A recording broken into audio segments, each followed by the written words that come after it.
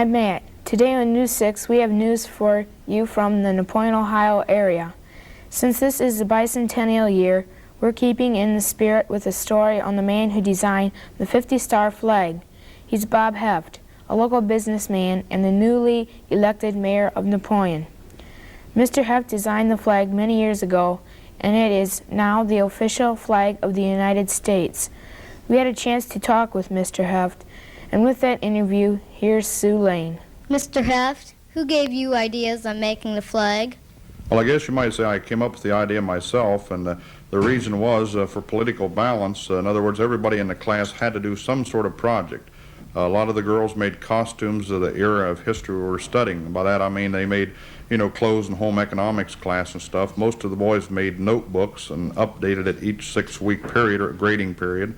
I decided to do something a little different, and I'd read in the paper where we possibly might take in our 49th state, and I followed politics, and it was predominantly one party, so I thought, well, we probably won't have 49 states very long. We'll probably have 50. So it was nothing more than a hunch. So it was under that basis that I went ahead and made a 50-star flag. In other words, it was made actually before the 49-star flag. Who sewed and put together the flag?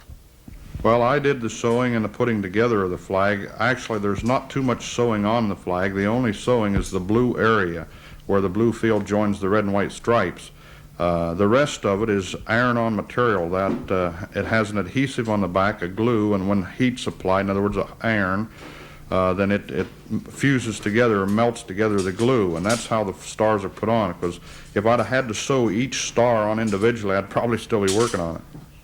Why didn't you let your flag go to the moon? Well, believe it or not, I've thought of it. I thought, boy, this would really be neat to have the flag I made flown on the moon. And I did contact NASA, the Space Administration, and ask them about the possibilities. And first of all, the flag that did fly on the moon was made out of a fabric that was heat resistant, in other words, asbestos.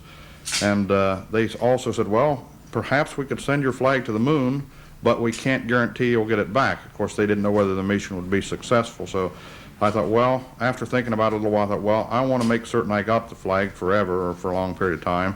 So I decided not to send it to the moon. The Damascus Bridge near Napoleon was an old bridge about 65 years old.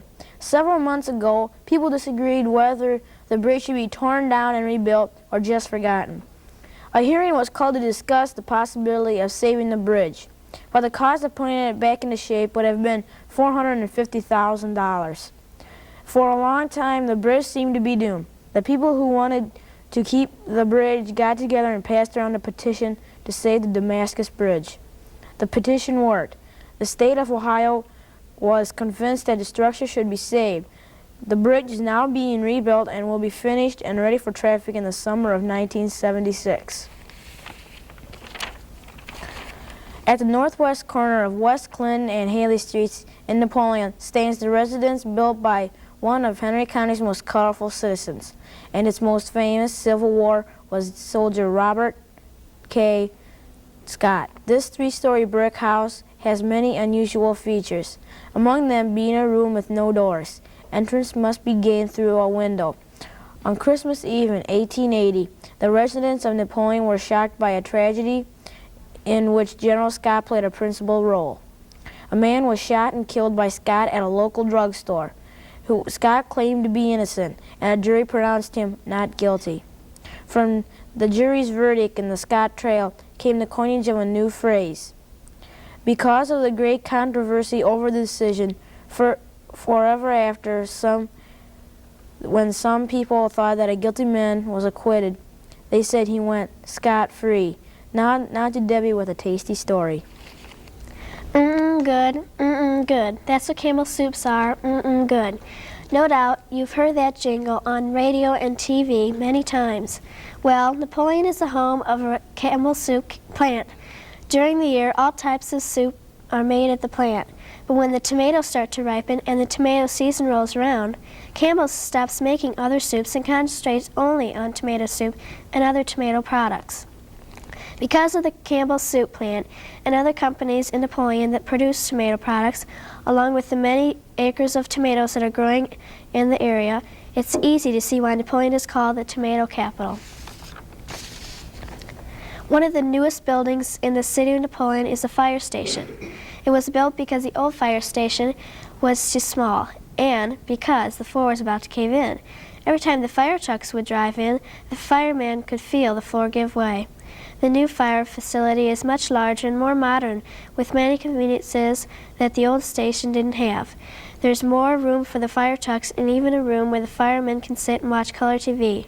Now to Tom for a story with a beat. The Napoleon High School Marching Band has been invited to represent the state of Ohio in the National Bicentennial Cherry Blossom Festival in Washington, D.C. in April. This would be their third trip to Washington. The band made its first trip to the Cherry Blossom Festival in 1967 and returned for a second trip in 1970. Napoleon High's band also won awards at the State VFW Parade in Cincinnati this past summer, and in 1973 represented Ohio in the Lions Club International Parade in Miami Beach, Florida. Everyone is proud of the great job that the band is doing for Napoleon and the state of Ohio. The Heller Company of Napoleon is a very interesting place. It is one of the few windmill manufacturing companies left in the United States. Heller has been operating for more than 100 years and has sold windmills around the world in places like Puerto Rico, Africa, Europe, and in many areas of the United States. The Heller Company also produces farm equipment, including water tanks, water pumps, and weather vanes. A few years ago, the company was chosen to appear on the television program What's My Line? With the energy crisis, there may be an increase in the use of windmills for power. Napoleon's Heller Company may become even more important around the world.